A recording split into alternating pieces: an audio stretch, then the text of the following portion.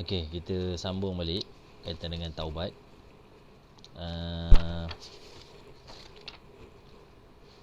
Baik.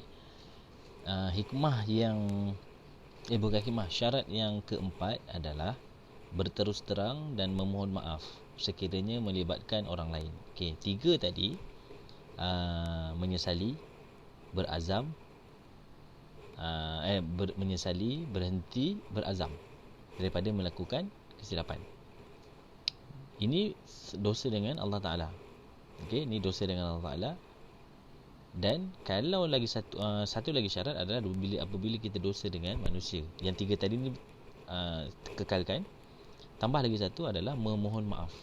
Itu kalau kita berdosa, membuat salah dengan makhluk lain, orang lain, manusia lain, hamba Allah yang lain. Macam tu, baru Allah terima.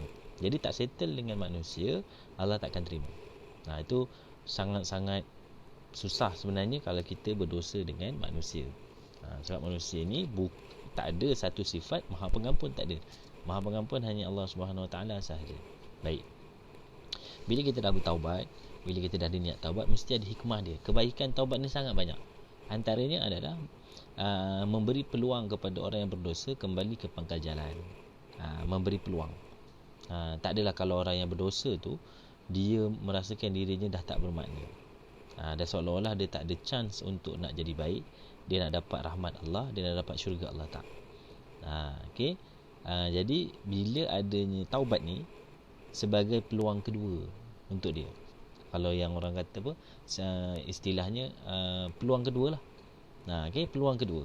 Maknanya harapan, dia mempunyai harapan kembali untuk berubah, untuk jadi baik, untuk membuat perkara-perkara yang dia tak buat sebelum ni dan dia buat selepas dia berubah. Contoh macam tu. Dia memberi peluang. Yang kedua, memberi ketenangan hati kepada orang yang bertaubat. Dengan bertaubat ni kita dapat berasa tenang. Okay, kita dapat merasai ketenangan hati bila kita bertaubat dengan Allah Ta'ala. Terima tak terima itu mengikut kepada rahmat Allah Ta'ala, sama ada Allah nak terima ataupun tidak. Tapi kita, apabila kita dah menyesali perbuatan kita, itu adalah salah satu bentuk hubungan kita dengan Allah Ta'ala. Hati kita tu, kepercayaan kita tu dengan Allah Ta'ala. Maknanya segala gerak-geri kita ni bertepatan dengan Allah Ta'ala. Kita kaitkan dengan Allah Ta'ala dalam segala hal. Okay? Baik kita buat baik ke, kita buat jahat ke, maknanya bila buat jahat kembali balik kepada Allah Ta'ala. Bila buat baik, kita tak rasa kebaikan tu daripada kita. Kita merasai kebaikan tu kurnia daripada Allah Ta'ala. Macam tu. Jadi segala-galanya kembali kepada Allah Ta'ala. Baik. Mendekatkan diri dengan Allah Ta'ala, dengan bertaubat ni kita dapat dekatkan diri dengan Allah Ta'ala lah. Salah satu bentuk kita mendekatkan diri dengan Allah. Kita dah buat salah, kita dah buat dosa, kita dah langgar segala arahan Allah Ta'ala. Cara kita nak dapatkan kembali keredaan Allah Ta'ala dengan bertaubat. Tak boleh bila kita dah buat jahat, kita jauh-jauh dengan harapan Allah terima. Tak bukan macam tu. Kalau hubungan kita dengan Allah Ta'ala tak macam tu. Kalau dengan manusia mungkin kalau dengan manusia kita, bila kita buat salah dengan dia, kita makin jauh dengan harapan kita tak rasa bersalah dengan dia, ataupun kita langsung tak nak ada kaitan dengan dia. Dengan Allah Ta'ala tak boleh. Dengan Allah Ta'ala tak boleh. Tak boleh sesekali kita skip hidup kita daripada Allah Ta'ala. Tak boleh. Kita hidup ni pun atas rahmat Allah Ta'ala. Macam mana kita nak pisahkan kehidupan kita dengan Allah Ta'ala? Baik. Jadi dapat mendekatkan diri dengan Allah Ta'ala. Semakin berdosa, semakin rasa bersalah, semakin dekat, semakin minta ampun, semakin banyakkan perbuatan-perbuatan yang boleh menghapus dosa kita.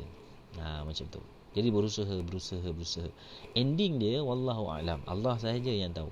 Kita sendiri pun tak tahu, orang mak kita pun tak tahu, ayah kita pun tak tahu, semua orang tak tahu. Tapi apa yang paling penting adalah kita berusaha. Jadi Allah nampak, Allah perhati usaha kita tu untuk nak mencapai ke arah keredaan Allah Ta'ala. Baik, seterusnya meningkatkan keimanan. Dengan kita bertaubat ni dapat meningkatkan keimanan kita, bahawasanya kita yakin ada dosa.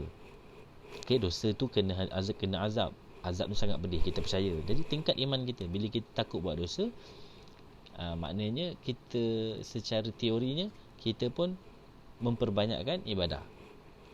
Selalu memperkuatkan ketaatan kita kepada Allah Ta'ala. Okay, kemudian dengan keampunan ni kita dapat petunjuk daripada Allah Ta'ala. Dan juga bila berkaitan dengan taubat ni, bila kita bertaubat dan kesalahan itu kesalahan dengan manusia, dapat mengeratkan kembali silaturahim. Macam tu. Okey, baik. Ada banyak benda, ada banyak perkara, beberapa perkara yang perlu kita segerakan. Antaranya adalah taubat. Kenapa kena segerakan? Pertama, seorang itu tidak mengetahui akan ajalnya. Okey, dia tak tahu pun bila dia nak mati. Kita ni sakit pun kita tak tahu bila kita akan sakit, betul?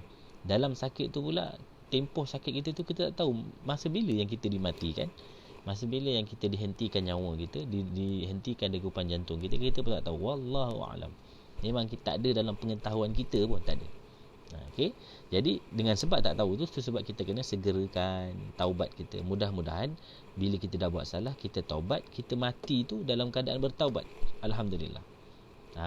Itu adalah salah satu bentuk kebaikan yang Allah nak tunjukkan kat kita. Jadi jangan lokek untuk nak bertaubat. Dan itu satu.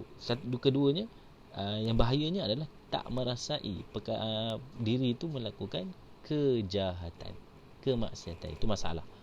Itu salah satu tanda hati itu sudah mati. Dia tak dapat nak recognize, dia tak dapat nak dapat signal yang benda yang dia buat tu dosa. Jadi alat yang untuk nak tahu tu adalah hati. Dia dapat kesan, aku buat salah ni, taubat. Tapi bila buat salah tak tahu yang dia tu buat salah, itu jadi masalah. Sangat-sangat bahaya orang yang macam ni. Baik, ajal tak tahu tu sebab kita segerakan taubat. Kedua, taubat orang yang hampir mati tidak diterima Allah Ta'ala. Maknanya nak mati tu baru taubat. Nak mati tu baru taubat. Jadi risiko ataupun harapan untuk Allah terima tu tipis. Sebab kita boleh jadi bila kita taubat tu dalam keadaan kita terdesak, bukan dengan sebab ikhlas kerana Allah Ta'ala. Bahaya. Okey, bahaya. Jadi nak kata dah tua baru nak taubat, itu bukan satu ungkapan, satu tagline yang boleh kita ikut, tak. Sangat-sangat tak boleh. Seolah-olah kita tahulah umur kita berapa, dia boleh set time pula kan, nak taubat. Lepas tu boleh pula orang yang macam ni seolah-olahnya dia tahu Allah mesti mesti terima taubat aku punya. Boleh kita berharap sungguh-sungguh Allah terima taubat kita sebab Allah memang ada sifat Maha Pengampun, tapi tak boleh kita mempermain-mainkan perkara tersebut. Okey, dengan menangguhkan taubat, tak boleh. Baik, yang ketiga, supaya diri suci daripada segala dosa dan noda. Dengan taubat ni lah. Okey, dengan taubat ni kenapa perlu segerakan? Sebab untuk kita nak buat kebaikan yang lain, mesti kita kena hapuskan dosa kita dahulu. Okey, baru kita boleh buat ibadah yang lain. Baru kita rasa khusyuk untuk buat ibadah yang lain. Antara salah satu sebab solat tak khusyuk dengan adanya banyak dosa. Macam tu. Seterusnya, supaya taubat diterima Allah. Itu sebab kena segerakan. Tak boleh ditangguh-tangguhkan soal taubat ini. Baik, terdapat juga tanda-tanda bahawasanya orang itu diterima taubatnya. Tanda-tanda. Dia bukan 100%. Ini tanda-tanda sahaja. Sekelumit tanda-tanda yang hamba Allah itu diterima taubatnya. Yang pertama, memperoleh ketenangan jiwa. Ketenangan jiwa yang bukan dibuat-buat. Memang kita rasa tenang. Buat ibadah tu rasa senang, rasa seronok. Bila buat, nak buat lagi. Itu salah satu bentuk. Maknanya Allah mempermudahkan urusan ibadah kita. Okey, itu pertama. Yang kedua, sentiasa mentaati perintah dan menjauhi larangan Allah Subhanahu Wa Taala. Ini maknanya hati dia ada signal yang sangat kuat, ada sensor yang sangat kuat. Bila dia buat baik tu seronok buat baik, khusyuk buat baik, bersungguh-sungguh nak buat baik, rasa bila nak buat baik nak buat lagi. Bila buat jahat pula, dia rasa takut sangat-sangat nak mendekati kejahatan. Dia rasa betul-betul Allah perhatikan dia 24 hours. Contoh macam tu. Okey. Dan yang ketiga, dapat melaksanakan ibadah dengan penuh khusyuk. Ini antara salah satu tanda lah. Tanda maknanya bila kita buat ibadah, kita rasa khusyuk. Maknanya bila solat tu rasa solat sungguh-sungguh. Bila ayat yang mengatakan tentang dosa, Contoh kita memohon rahmat Allah Ta'ala, kita merasai benda tu sungguh-sungguh, mengharap sangat-sangat, bukan sekadar lafaz di mulut sahaja, hati tak ada, dekat hati tak ada makna yang tersendiri, tak boleh. Dan seterusnya, mengamalkan akhlak mahmudah terpuji serta meninggalkan akhlak mazmumah. Nak tahu kita ni dah okey ke belum, tengoklah mulut kita macam mana, kelakuan kita macam mana, fikiran kita macam mana. Kalau masih lagi kotor, itu belum lagi dikategorikan sebagai tanda-tanda orang yang diterima taubatnya. Okay, taubat kena hari-hari. Okay, taubat kita kena buat hari-hari. Dalalat lah. Okay, jadi selesai bab taubat. Okay, selesai bab taubat. Assalamualaikum.